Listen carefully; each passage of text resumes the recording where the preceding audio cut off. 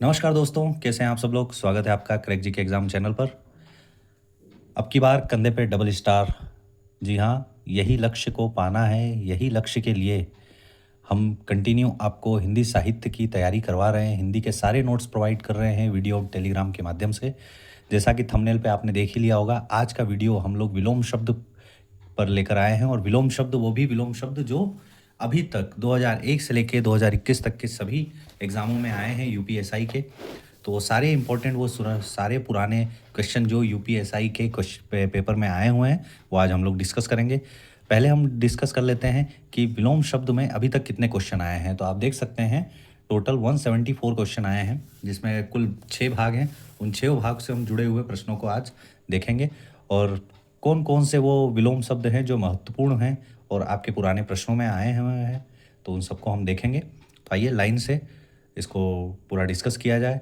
और जो भी हमारे हिंदी के पुराने नोट्स हैं, हमारे जितने भी हिंदी के यूपीएसआई की तैयारी करने वाले लोग, आप देख सकते हैं कंटिन्यू हमारे नोट्स आपको मिल रहे हैं डे बाय डे। और इसकी एक प्लेलिस्ट बना दी गई है। आप प्लेलिस्ट को देख के आप वीडियो का फ़ायदा उठा सकते हैं और टेलीग्राम से हमारे पीडीएफ को डाउनलोड कर सकते हैं। तो आइए स्टार्ट करते हैं। जो भाग है उसमें भाग किस तरीके से है, आपको एक क्वेश्चन दे दिया जाता है, फिर उसमें उत्तर आपको छांटना होता है। नहीं तो एक लाइन दे दी जाती है और उसमें से आपको विलोम शब्द ढूंढना होता है। तो आइए पहले देखते हैं, क्रय का विपरीतार्थक शब्द पहचानिए। ये 2017 में 13 दिसंबर को आया था। तो क्रय का पता ही है, विक्रय होता है, ठीक है। तो इसको भी आपको पढ़ना है, डिटेल जो है वो भी पढ़ना है। खरीद का बिक्री होता है और खेद का प्रसन्नता या हर्ष होता है, ठीक है। तीव्र का विलोम मंद, स्तुति का निंदा, उत्थान का पतन, अतिवृष्टि का अनावृष्टि, आय का व्यय। मैं आपको सिर्फ इंपॉर्टेंट बताऊंगा, क्योंकि लाइन बाय लाइन यदि मैं पढ़ने लगा तो फिर आपका टाइम बहुत ही ज़्यादा वेस्ट हो जाएगा और वीडियो बहुत लंबा बन जाएगा, जिससे जो वीडियो की सार्थकता है वो कम हो जाएगी। तो आप इसका स्क्रीनशॉट ले ही सकते हैं। बाकी मैं आपको इंपॉर्टेंट बता देता हूँ। जैसे अधिकतर जो प्रश्न आते हैं, ये उत्थान पतन वाला, अतिवृष्टि अनावृष्टि, ये पुरोगामी और पश्चिगामी। ये प्रश्न 2021 में भी आया था किसी एक शिफ्ट में, पुरोगामी और पश्चिगामी। विजय पराजय, ऐश्वर्य अनैश्वर्य, ये भी एक आने वाला प्रश्न है। अत का इति कई लोगों को पता है होता है। अस्त्रीकरण निरस्त्रीकरण, ये प्रश्न नॉर्मली अधिकतर समय नहीं पूछा जाता है, बट जब फंसना होता है, थोड़ा सा टफ लेवल होता है, तो ये आता है। अस्त्रीकरण का निरस्त्रीकरण, विधि का निषेध, क्योंकि ये जो शब्द हैं ये थोड़े बहुत आपको यूपीएसआई, जब मतलब पुलिस जो सर्विस में लोग हैं उसका यूज़ करते हैं ये शब्द।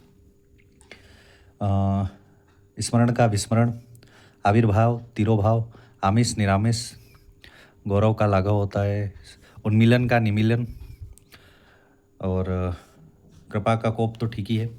अब भाग 2 से हम लोग देखते हैं।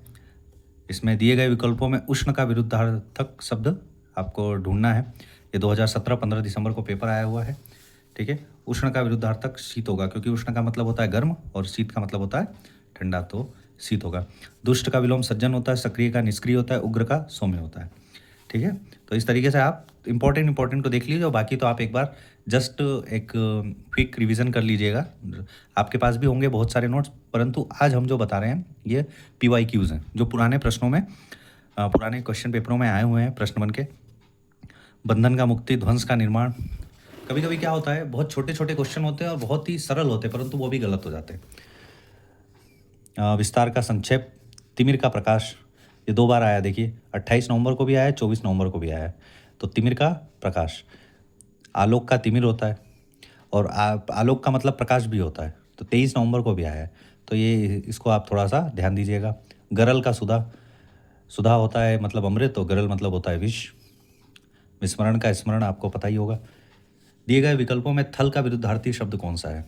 तो थल का विरुद्धार्थी आपको पता ही है, थल मतलब जमीन और जल मतलब पानी। तो थल का विरुद्धार्थी जल होगा। अग्नि का भी विलोम जल ही होगा। कपट का विलोम निष्कपट होगा।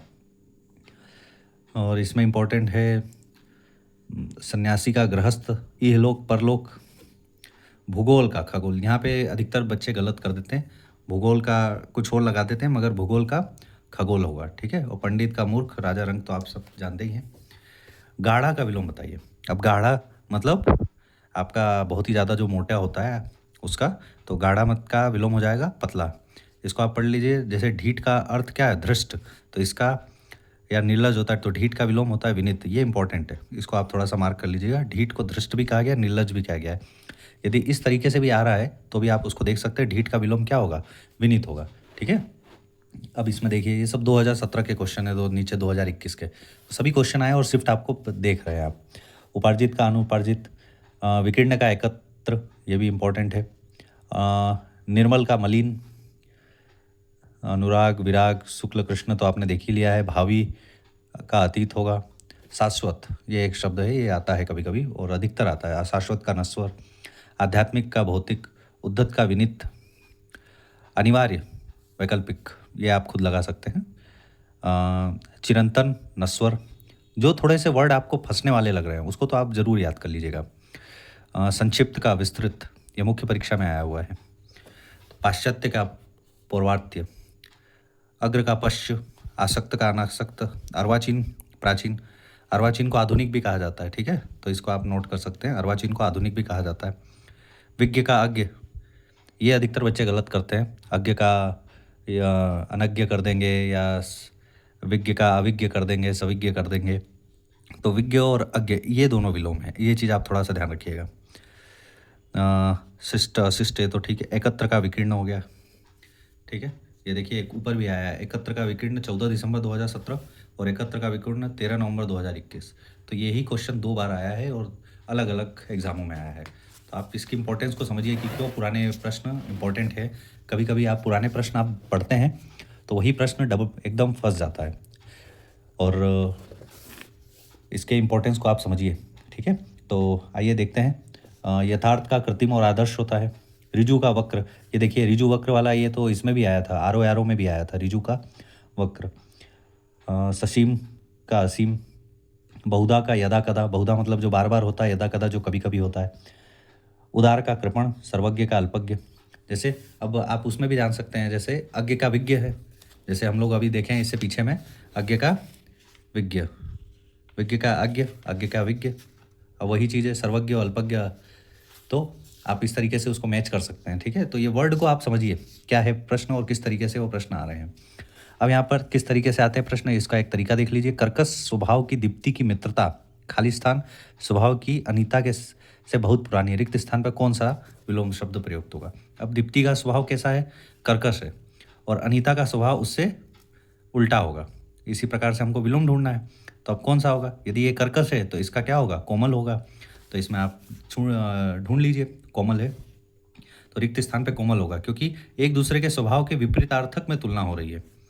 हालांकि कर्कश का ठीक विपरीत मधुर होगा, तो कोमल भी कठोर का विपरीतार्थक होगा। तो यहाँ पे मधुर तो आपको दिया नहीं है, तो आप उसके नियर बाय जो भी विलोम है कोमल को लगा सकते हैं।